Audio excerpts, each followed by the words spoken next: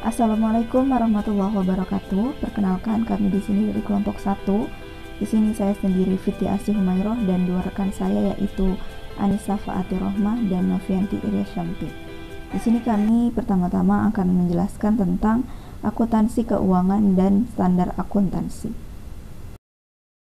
Akuntansi merupakan bahasa bisnis atau business language yang merupakan proses menghasilkan laporan keuangan yang digunakan sebagai pengambil keputusan oleh para pemakainya. Akuntansi memiliki dua bidang, yaitu akuntansi keuangan dan akuntansi manajemen. Akuntansi keuangan lebih berfokus pada pihak eksternal sebagai pengguna laporan keuangannya tersebut. Contohnya adalah investor yang akan mengambil sebuah keputusan setelah melihat kondisi keuangan suatu entitas. Sedangkan akuntansi manajemen menghasilkan laporan yang diperlukan oleh pihak internal atau yang nantinya menjadi bahan pertimbangan, perencanaan, dan pengambil keputusan lainnya pada internal entitas tersebut.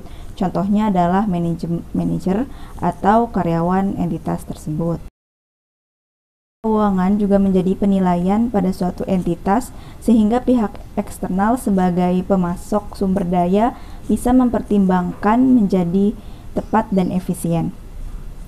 Standar akuntansi digunakan sebagai acuan laporan supaya seragam, dan di Indonesia penyusunan laporan akuntansi keuangan menggunakan acuan SAK, SAK Syariah, SAK Etap, dan juga SAP yang khusus ada di lingkungan pemerintahan. Di dunia internasional, penyusunan laporan akuntansi itu menggunakan IFRS yang Indonesia sendiri sudah mengkonvergensi IFRS ini secara penuh pada tahun 2012. Standar akuntansi SAK di Indonesia mulai diberlakukan pada tahun 1973. Laporan keuangan harus memiliki karakteristik antara lain relevan, andal, dan dapat dipahami. Relevan berarti informasi dapat dipakai pada masa lalu, masa kini, dan mendatang. Andal berarti bisa digunakan sebagai informasi yang tulus dan jujur, dan juga dapat dipahami berarti si pembaca atau pemakai memiliki pengetahuan yang cukup dalam memahami laporan keuangan tersebut. Seorang akuntan akan menghadapi tantangan akuntansi. Di antaranya adalah perkembangan teknologi informasi dan pengembangan pengetahuan yang memunculkan entitas yang tidak berwujud, sehingga mengharuskan akuntan untuk memiliki pengetahuan yang luas, keterampilan, dan juga etika. Selanjutnya kita masuk ke dalam sistem informasi akuntansi. Sistem informasi akuntansi atau SIA yang efektif dan baik adalah pihak berkepentingan yang mendapatkan informasi secara akurat dan cepat mengenai perusahaan. Contohnya seperti berapa kas yang dimiliki perusahaan, banyaknya aset yang dimiliki perusahaan, atau berapa utang yang harus atau masih harus dibayarkan oleh perusahaan tersebut. Untuk sebuah perusahaan kecil seperti UMKM, menggunakan Microsoft Excel sebagai pencatatan manual masih bisa digunakan. Namun untuk perusahaan besar harus menggunakan database dengan software seperti Oracle atau SAP. Pemahaman paling dasar yang harus diingat dalam penyusunan akuntansi adalah aset sama dengan liabilitas plus ekuitas. Sistem pencatatan yang paling sering digunakan dalam perusahaan adalah pencatatan ganda atau double entry system, kredit dan debit. Yang pertama berupa laporan posisi keuangan yang berisikan aset, utang, dan juga modal. Yang kedua adalah laporan laba rugi yang berisi ikhtisar pendapatan dan beban pada periode tertentu, kemudian laporan perubahan ekuitas atau modal, kemudian laporan arus kas, dan yang terakhir adalah catatan atas laporan keuangan. Apa saja komponen-komponen akuntansi? Maka kita akan masuk ke dalam siklus akuntansi. Siklus akuntansi yang pertama adalah mengidentifikasi pencatatan peristiwa transaksi.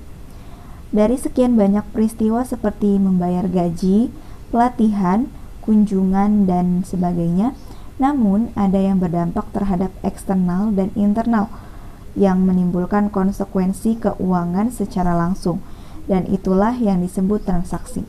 Yang kedua adalah dilanjutkan dengan pembuatan jurnal atau pencatatan harian melalui jurnal umum.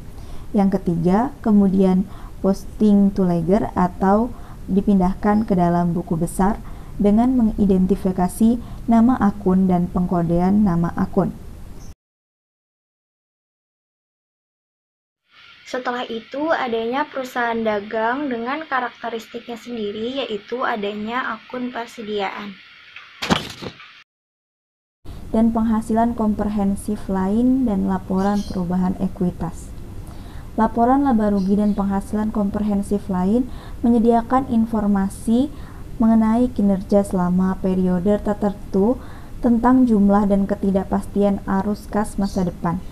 Dalam menyusun laporan terdapat dua format, yaitu bentuk tunggal dan bentuk ganda. Selain itu diberlakukan pos minimal dalam laporan laba rugi yang harus diungkapkan jumlah dan sifatnya secara terpisah pada catatan atau laporan keuangan. Perusahaan menyajikan satu jumlah terdiri dari laba rugi operasi setelah pajak dari operasi yang dihentikan oleh laba rugi yang diakui dari pelepasan operasi. Perubahan ekuitas mengenai informasi total laba rugi komprehensif, rekonsiliasi atas perubahan selama periode berjalan untuk setiap komponen ekuitas yang dihasilkan atau dividen. Ini laporan posisi keuangan dan laporan arus kas. Laporan posisi keuangan melaporkan posisi aset, liabilitas, dan ekuitas entitas yang berguna sebagai penilai risiko-risiko di masa yang akan datang.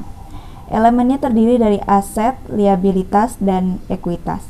Aset dibagi lagi menjadi aset tetap dan aset lancar, sedangkan liabilitas yaitu liabilitas jangka panjang dan jangka pendek. Kemudian, laporan arus kas adalah informasi keluar masuk kas dalam suatu entitas pada periode tertentu. Disusun dengan 3 aktivitas, yaitu operasi, investasi, dan pendanaan, kemudian metode langsung dan tidak langsung. Itulah tadi penjelasan dari kelompok kami, yaitu kelompok 1. Mohon maaf jika ada kesalahan kata. Dan terima kasih telah menonton video dari kelompok 1. Wassalamualaikum warahmatullahi wabarakatuh.